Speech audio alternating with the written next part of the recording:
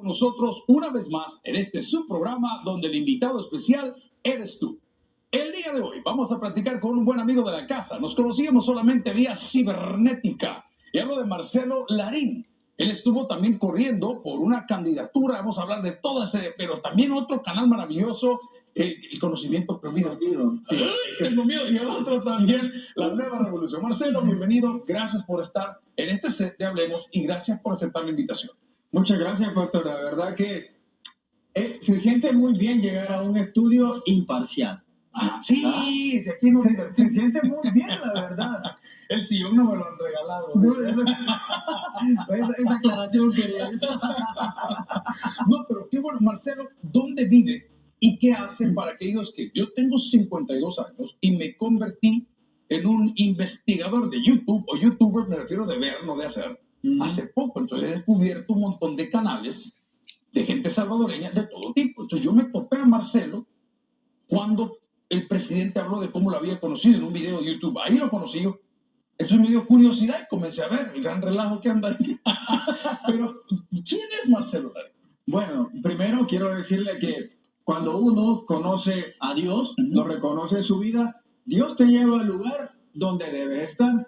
Pero si no reconoces a Dios, el mundo te lleva al lugar donde tenés que estar. Primero hay que partir de eso. Entonces, cuando uno empieza a transformarse y conocer a Dios, es cuando el destino comienza a cambiar. Yo vivía en El Salvador hasta los 16 años, pero ¿qué edad tiene hoy? Hoy tengo 33. Wow, la edad de Jesús tengo. Sí, de aquí para allá va la muerte. Espero que no me crucifiquen. Sí, lo que voy a decir. Ya 16 años fuera, 17 prácticamente, claro, fuera de la frontera patria. Claro, pero fue porque yo veía una sociedad en la que tal vez los pensamientos que tenemos son criticados o eso es del diablo. Antes se criticaba el pensar diferente, es del diablo, te ha poseído el diablo, hacer la comunión, bautizarte, etc. Aquí hay una expresión suya y la encontré en su cuenta de Twitter, que por cierto me salía con letras hebreas. ¿Sí? Y me quedé, ¿qué pasó aquí? Y decía, disidente del rebaño. ¿Sí? Era eso exactamente, disidente del rebaño. Porque en las sociedades siempre te dicen que tenés que obedecer. Si sos obediente, te premian. Al desobediente, lo castigan. Entonces, eso te mete en una caja. Y cuando vos pensás diferente, te señalan, te critican. Pero quizás el pensar diferente sea la solución para muchos problemas. Pero Marcelo, 16 años, ¿quién decide por usted el hecho de decir, vaya, vamos para Europa y no para Estados Unidos o no para Canadá? Bueno, primero no me fui a Europa, sino que lo que hice es que me fui a México, pero yo buscando espiritualidad, ¿sabes? Nunca fue mi objetivo buscar a Dios. ¿Con familia o solo? Solo. Yo me fui a la ruta del inmigrante, subiéndome en el tren, durmiendo en la calle. Marcelo. Sí, todos los vagones, todo eso. ¿Y su papá qué? Nada, mi papá estaba feliz durmiendo aquí. Pero ¿fue un acto de rebeldía? Sí, es un acto de necesidad. Okay. La necesidad de experimentar si Dios existía. Porque a mí a los 7 años yo empezaba a tener dudas existenciales. A muchos llega esa etapa que llegamos a la madrugada y empezamos, eso de lluvia de cuestionamientos que no nos dejan dormir. Pero a mí a los 7 años me empezaba a cuestionar, ¿Dios existe o no? ¿Jesús es el Hijo real o no? ¿Murió crucificado o no? Yo tenía como 7 años, la Biblia yo la leía a los 10 años toda y la he repasado muchas veces. Entonces tenía una sed espiritual y entre ellas también me cruzó el tabernáculo. Justo ahora que entro yo me sentaba en las gradas que estaban afuera. Y escuchaba a otro pastor que me dejaba más dudas y cuestionamientos. Pero uno no tenía a quien preguntarle, porque también a veces uno en cultos o misas, si uno levanta la mano y pregunta, como que se ve extraño. Está poseído. Está poseído, se ve extraño. Lo normal es hacer el monólogo, hablar. Entonces, y eso dije, no, aquí no voy a encontrar respuestas para lo que ¿Dónde estudiaba Marcelo? Yo estudiaba en un colegio cristiano. No, hombre. Sí, estaba en un colegio cristiano, entonces... ¿Y cuál? ¿Se puede mencionar el nombre? Sí, se llamaba Saulo. Saulo. Así se llamaba, donde estudiaba. Estudié en escuelas públicas también, en el Calvario. O sea, todo... ¿Y el hecho de ponerlo en un colegio religioso cristiano, era de sus papis o era usted que decía, papi, yo quiero ir ahí? El destino. No había matrículas en otros y nadie sabía. Entonces, bueno, yo fui. Me ayudó mucho porque empecé a ampliar más el concepto de lo que era Dios y a darme cuenta que a Dios no lo podemos limitar. Me di cuenta ahora el paso de la religiosidad, que un día lo hablamos con usted, a lo que es ser espiritual. Como leerla y lo vas a hacer en público. Era como que leer las cosas de Dios en público, ese era tu castigo. Castigo, sí. Antes se Tenés que veía, ir a la iglesia. sí, antes se veía así, pero no nos enseñaron a que era la necesidad del alma y del espíritu de Ujú. querer saberlo. Entonces yo me portaba mal para que me hicieran orar en público. Así arrancó. Sí, así era. ¿Qué día decide, si es que lo recuerda? Sí, ¿Y por qué dice, me voy? 3 de enero. Era el 3 de enero. A las 7:05. Así de claro Sí. lo tiene. Era el 3 de enero. El 2 de enero a las 11 de la noche, yo estoy viendo las estrellas y digo, si En uno- casa. Sí, en mi casa, en el techo de mi casa. No fumaba drogas, no usaba No, drogas, nunca, nada. nunca he fumado, ¿En serio? nunca he herido alcohol. Yo ya soy así. Es abstemio, o sea, Sí, sí. straightish. Hay Sí, una sí. corriente de jóvenes que... Exacto. Ajá. Yo nunca había necesidad de hacer eso. Ok. Eso para mí es como una escapatoria a la realidad. Sí, claro. Entonces yo siempre decido enfrentarla. Ujú. Mis decisiones se enfrentan. Entonces eran el 2 de enero a las 11 de la noche. Yo estaba en el techo. Y yo recuerdo que lo primero que él fue es cuestionar a Dios. Recién leía Abraham cuando va a destruir Sodoma y Gomorra. Y Abraham cuestiona a Dios y dice, no, permítame, y si ahí hay 15, si ahí hay Ajá. 10. Ujú. Lo Y yo dije, justos. wow, qué maravilloso. Dios. O sea, uno puede cuestionar a Dios y Dios no se enoja. Ujú. ¿Eh? Dios da respuesta. Y después me encontré con Job. Job tiene un intercambio de palabras también con Dios y Dios no se enoja. Ujú. Dios le empieza a dar respuesta y después lo cuestiona a Dios a él, Ujú. al ser humano. Ahí lo topa el muro. Me sentí tan encarnado en Job y Abraham. Y ese día en el techo empecé a cuestionar a Dios. Yo le dije a Dios, ¿por qué he nacido en una sociedad de aquel entonces Ujú. donde yo tengo tantas preguntas pero nadie me puede responder? Y cuando las hago, me atacan, me dicen de todo. Viví en San Salvador. Viví en San Salvador, exacto. Entonces, ¿Recuerda algún maestro del colegio? sí, los recuerdo a todos me hicieron daño. ¿Alguno que ha podido Ahora- ver ahora que ya usted creció y ya está en este rollo? Y Sí, fíjense que a muchos me contactan ahora y me dijeron, es muy curioso porque me dijeron, qué bueno que nunca hiciste caso a nuestras clases, porque si no, no fueras el que sos ahora, me dijeron. Ajá. O Esa- sea que sí lo recuerdan. Sí. Es la fecha de enero, 11 de la noche, ve las estrellas. ¿Cómo le comunica a papá o a mamá si es que se los dijo? Ya me voy. Sí, pero antes viene el concepto de Dios. Yo le Sí. digo a Dios, Dios, por favor, si me tengo que ir, dame una señal. Dime cuál es el nombre real de Jesús, porque yo empecé a pensar que si nacía en Israel, Jesús se escucha como muy latino, muy- Ajá. no podía ser. Y en susurro escucho el nombre ya. El techo no me permite. Y yo entendí mal. La cuestión era que, exacto, bajo y le digo a mi papá, mañana yo me voy a ir para México. Y me dice, ¿te vas a ir para México? ¿Sí? Pues estás loco, me digo. No, de verdad, digo, me voy a ir. Y recuerdo que él sacó $150 y me dijo, ma, yo creo que él pensó que yo quería dinero para ir a alguna fiesta o algo. ¿Hay más hermanos, Marcelo? Sí, tengo más hermanos. ¿Mayores o menores? Mayores y menores. De Yo esa- soy como el del medio. Entiendo. O sea, era una familia funcional. Sí, era una familia funcional. Exceptuando que mi mamá, en el caso, desapareció. Desde muy chiquito. Sí, yo tenía 1 año y Oh, desaparece ella y toda su familia desaparece. No, fue una cosa muy misteriosa. ¿Su papá ha sido papá y mamá? Mi abuela. Su Mi abuela. abuela aquí, ¿se acuerda que la abuela adopta ese rol Ujú, también ujú, de mamá y ujú. el que cría? Ujú. Mi papá proveía los alimentos, pero mi abuela era la que nos daba esa crianza. Hey, Marcelo, no quiero retroceder donde vamos hasta ahorita.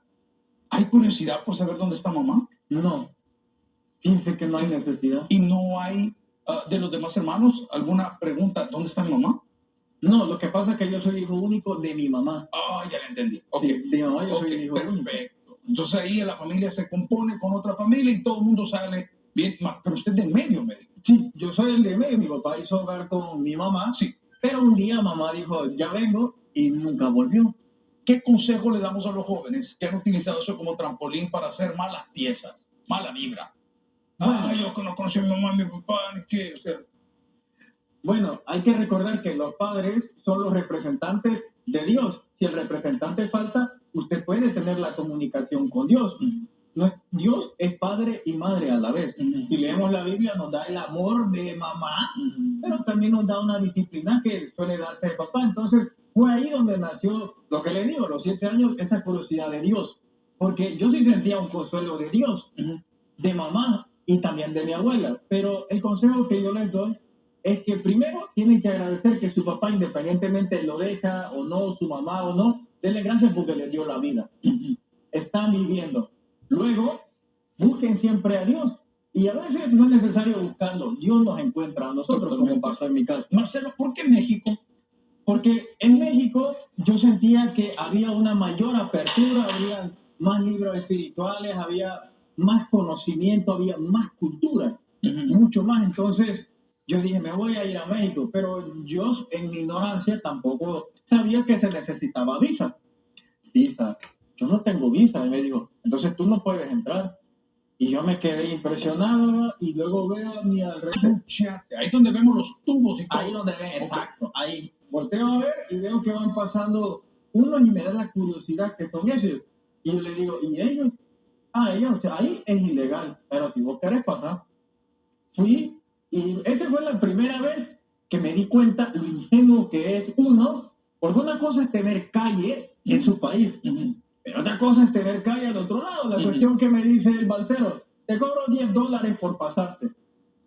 Y bueno, le digo, bien, está bien. Entonces me da gracia porque el agua le llegaba hasta las rodillas. No, me sube a mí y a otros más y dice, bueno, agárrense pues. Y empieza a caminar él y ahí va. Entonces me sentí muy tonto y yo dije, no, aquí no tengo que seguir con ese pensamiento. Si sigo así no voy a llegar a donde tengo que llegar, aunque yo no sabía dónde. ¿Con quién va? ¿Con quién? Yo solo. Yo solo. Entonces ahí en el Puerto Bus sale un bus, en aquel entonces costaba $40.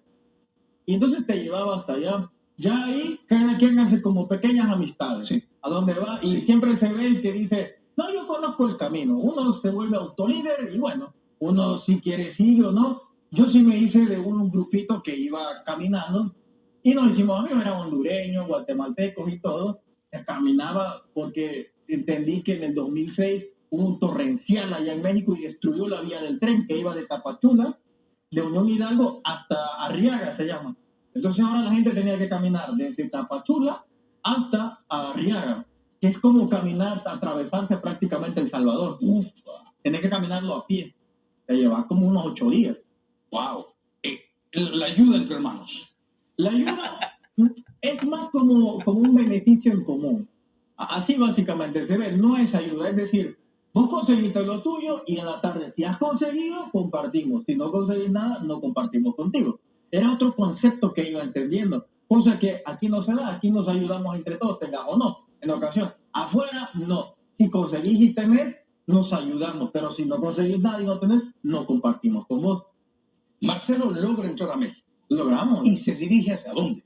Me dirijo primeramente a un refugio de inmigrantes. Porque le digo, yo no tenía dirección ni nada. Se llamaba Misericordia y ahí me hicieron encargado porque a mí me gustaba mucho hablar con los demás y administraba. Yo solo administraba porque había mucho desorden. El sacerdote me dijo, ¿te querés quedar conmigo un tiempo? Bueno, está bien. Y organizaba, pero después yo dije, no es aquí donde yo debo de estar. Y en eso, pues, un día uno me dice, aquí vas a estar. ¿Vos crees que para esto Dios te ha mandado que camines todo esto? Y yo dije, no, tal vez no. Mira, hoy sale un tren, vámonos. Y me subí al tren de Arriaga a Oaxaca. ¿Qué tiempo dura eso? Eso dura casi 15 horas porque el tren rodea. Ajá. En cambio, en bus te tardas como 4 horas. Dentro de México ya vio impedimento, es decir, tenés visa, tenés papeles, tenés aquí, tenés allá.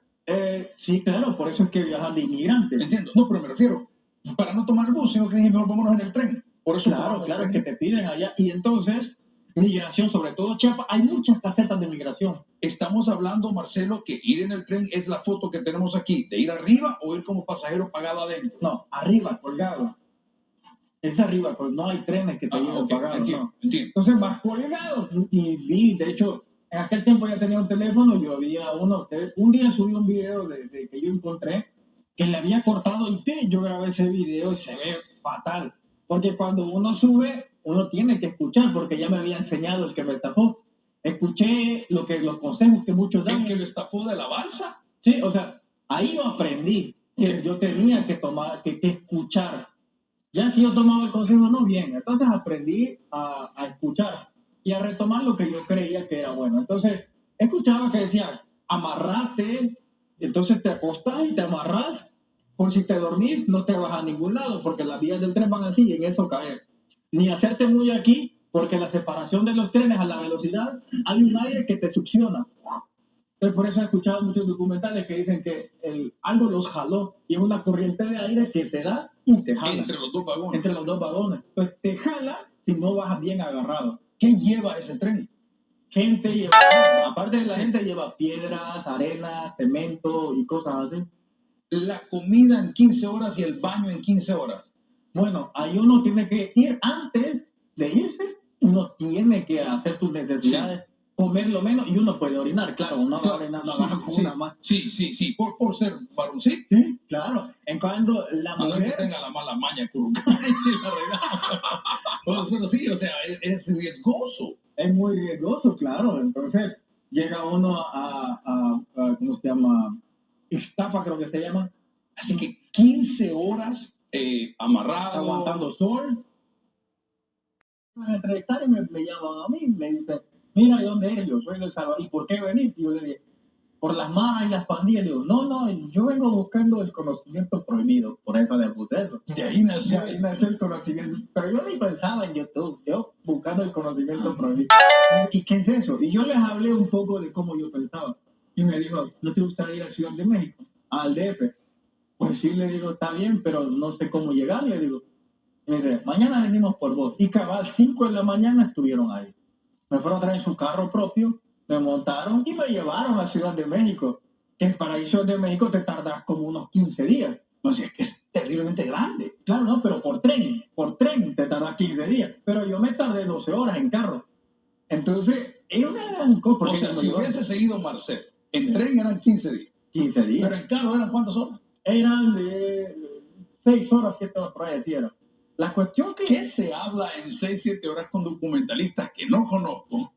Fíjate que ellos estaban muy interesados en por qué yo me había ido. Porque me rozó bien raro, porque todos se andan yendo por huyendo de pandilla, mara, mejorar su economía. Yo nunca he escuchado a alguien que ande en búsqueda de conocimiento, me dijo. Es raro, pero y que no hay libros. ¿Marcelo ya tenía piercings? No. De Marcelo... hecho, estos no son piercings, porque yo cuido mi cuerpo en el caso así. No me gustan las perforaciones. ¿No hay tatuajes? Solamente son de broche, tampoco hay tatuajes. ¿En serio? Sí. Ay, cualquiera hubiera dicho, está manchado como el infierno. Nada que ver. Claro, nada que ver. Lo que pasa es que, como a nosotros tenemos un estereotipo desde la educación, que si te vestes así, sos malo. Si te ves tatuajes, sos malo. Tenés aretes porque te gustan las mujeres o sos malo. Pero realmente no es así, porque calificamos a la persona por cómo la vemos, no por cómo es. Marcelo, cuando llega con los documentalistas, rumbo al DF de entonces, ahora Ciudad de México, ¿cómo se vestía? ¿Como un joven normal o era rebeldón? ¿Era tumbado? No, yo nunca me vestí así, tumbado. Me vestía con pants y pantalones como los de ahora. Okay. Siempre me vestía así. Hace el viaje, van desarrollando la plática en el camino durante estas horas y ellos querían saber por qué Marcelo había llegado en busca de conocimiento. Sí, ¿Cómo termina ese capítulo? La cosa es que ellos me llegan y dicen, bueno, ya están aquí, ¿verdad? Que no conoces a nadie. Y yo no conozco a nadie. No te preocupes, te vamos a dar donde vivir. Y me dieron un apartamento grande en Ciudad de México. Se llama la calle Uruguay. Okay. Así se llama, la Uruguay. Está la Uruguay, República y otras más. Está cerca de la bandera. Y me dice, aquí te puedes quedar. Y era un apartamento de lujo. Y yo me impresioné porque yo digo, wow, o sea, ayer dormí en un tren aguantando frío, hambre. Y estoy en un lugar maravilloso, o sea, impresionante, hasta me daban comida. Y me dijeron, aquí estate mientras vos pensás qué hacer. ¿Era de ellos? Era de ellos, era de ellos. ¿Ese pietaje o esa entrevista estará colgado en algún lugar, Marcelo, de saber qué pasó en aquella época? Sí, probablemente debe de estar. Si no, la voy a subir porque yo la tengo en Suecia también. Ok. Voy a preguntar a mis amigos que si están. Usted llega ahí, ya está en el apartamento, le cae el 5 o el 20, ¿qué quiere hacer? No, todavía no. De ahí tengo un sueño en letras hebreas, pero yo estoy en México. Yo suelo orar y meditar. Desde ese entonces me puse a preguntar qué era meditación. Me puse a meditar, aprendí a orar y se me aparecen unas letras en hebreo. Yo no sabía qué era en hebreo. Me acuerdo que las dibujé y vi en esa visión una persona que usaba lo que hoy se llama kippah. Entonces yo dije, ¿qué es esto? ¿y qué son estas letras? Bueno, la cuestión que le dije a Dios, Dios, yo no sé qué es este idioma, apenas es español, apenas les entiendo los mexicanos como él, ¿qué voy a saber yo de eso? La cuestión es que cuando yo bajo, y enfrente había una taquería, que después trabajó ahí, bajo y choco con una persona, y le disculpa, y el papel se me cae. Y la persona voltea a ver y me dijo, ¿y por qué tienes ese papel? Yo le digo, disculpa, le digo, es que lo acabo de ver. ¿Sabes qué significa? Yo le digo, no, no sé. Ese es el nombre de Dios en hebreo. Y lo volteo a ver y él tenía una kipa, él era un judío. Lo primero con lo que me toca. Yo me le quedo viendo y le digo, ¿es el nombre de Dios? Sí, me dijo, ¿cómo lo sabes? Yo le digo, no me crees, pero yo acabo de tener un sueño y ahí me salió. Me dijo, sacó una tarjeta y me dijo, aquí está mi número, háblame. Y yo me quedé impresionado con todo el sueño, le vi la kipa y yo digo, órale, qué extraño. Van pegando los puntos, digo Marcelo. Van pegando los puntos. Bueno, él se fue, si le llamo, fui a una sinagoga. Después de eso, uno hace, si querés ser convertirte en judío, haces un teshuva, se llama, un arrepentimiento de corazón. Y bueno, haces todo ese proceso, pero el judaísmo es solo el inicio al conocimiento un poco más allá, porque después vienen otros rellenos, como lo es el Zohar, por ejemplo, el libro de la iluminación, y el Sefer Yetzirah, Midrash, y me los metí todos, los leí todos, y wow, impresionante. Pero ¿Hubo conversión, Marcelo? Eso es un secreto. Las cámaras se lo reo.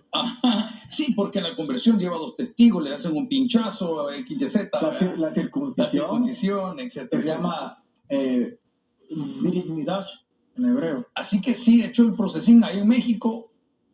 ¿Cuánto tiempo permanece Marcelo en México? Desde el día que... 5 años. Sí, uy, es bastante. O sea, ya salió maduro, pues. Ya salí. 22, 23 años, ya hombrecito. Claro, ya, pero después me fui a las montañas a vivir.